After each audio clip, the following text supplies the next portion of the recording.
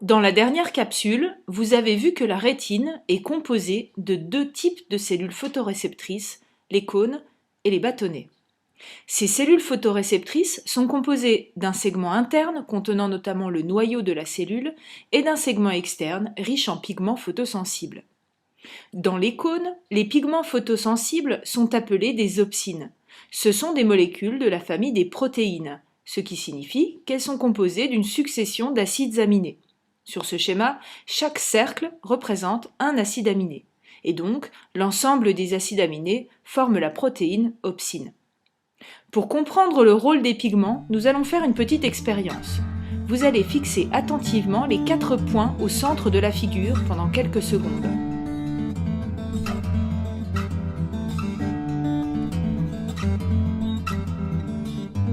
Vous venez de voir apparaître Jésus devant vous. Mais alors, comment l'expliquer ?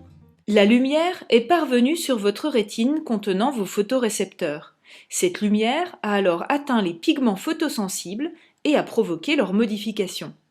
Les pigments ainsi activés ont alors envoyé un message nerveux vers le cerveau. Puis, les pigments se sont régénérés. Mais cette régénération n'est pas instantanée, et le temps nécessaire pour que le pigment se reconstitue après sa modification explique que le message nerveux ait encore été transmis alors que l'image n'était plus visible. Ce phénomène est appelé persistance rétinienne. Donc, les pigments rétiniens des cônes et des bâtonnets absorbent la lumière, ce qui provoque leur activation.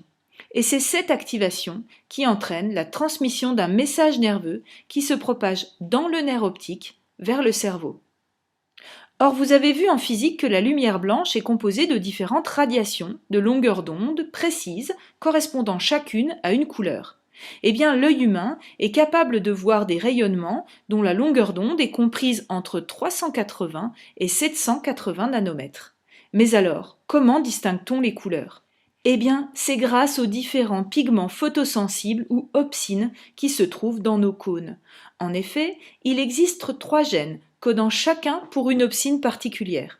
Sur le chromosome 7, on trouve le gène S qui porte l'information permettant au cône S de fabriquer l'opsine S. Sur le chromosome X se trouvent les gènes M et L qui portent l'information permettant aux cônes M et L de fabriquer les opsines M et L. Vous allez voir grâce à ce graphique que le taux d'absorption de lumière varie en fonction de la longueur d'onde pour chaque photorécepteur. Par exemple, les cônes S contenant l'opsine S vont absorber les radiations correspondant à la couleur bleue.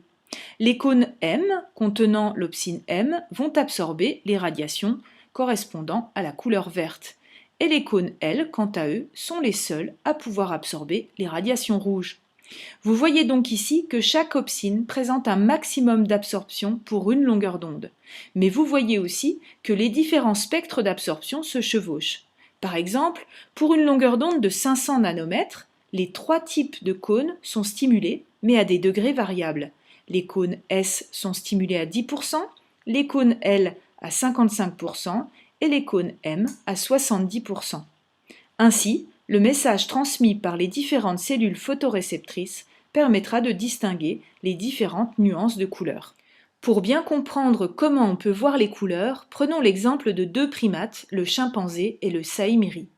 Ces 2 espèces présentent un gène S sur leur chromosome 7 et un gène M sur le chromosome X. Mais le chimpanzé est le seul à avoir un gène L sur son chromosome X. Donc, le chimpanzé détient l'information pour fabriquer des opsines S, M et L, alors que le saïmiri ne peut lui fabriquer que des opsines S et M. Voici la conséquence sur leur vision. Le saïmiri est incapable de percevoir la couleur rouge. On dit qu'il est dichromate, alors que le chimpanzé est trichromate. D'autres espèces de primates, comme le bonobo, le chimpanzé, le gorille ou encore le macaque, sont trichromates.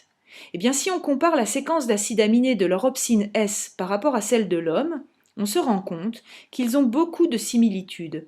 Regardez, plus de 95% des acides aminés de leurs opsines sont identiques aux nôtres. Cette observation nous confirme donc bien un lien de parenté entre l'homme et les différents primates. Ainsi, nous pouvons dire que nous descendons tous d'un même ancêtre commun. À travers ces exemples, vous comprenez maintenant l'origine d'une anomalie qui touche 8% des hommes et 0,5% des femmes, le daltonisme. Voici le même tableau observé à gauche par un individu non daltonien et à droite par un individu daltonien. Vous voyez que la personne ne perçoit pas les couleurs rouges. Ceci s'explique par une absence des opsines L dans ces cônes. Cette absence est souvent due à une mutation dans le gène L du chromosome X. Bien sûr, il existe différents types de daltonisme, puisqu'il peut y avoir une absence d'un pigment photosynthétique ou de deux, ou même des trois pigments.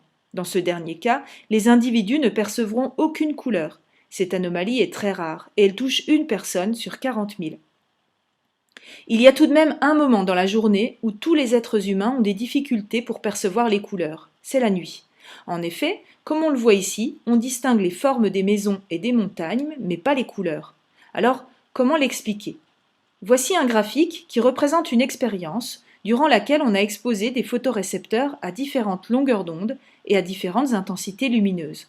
Vous voyez ici que les bâtonnets sont sensibles à une lumière de très faible intensité, un lux, alors que les cônes, eux, ne sont activés que pour des intensités lumineuses 1000 fois supérieures. Or, comme les bâtonnets ne permettent pas de voir les couleurs, ceci explique que pour une faible intensité lumineuse, nous ne puissions pas percevoir les couleurs.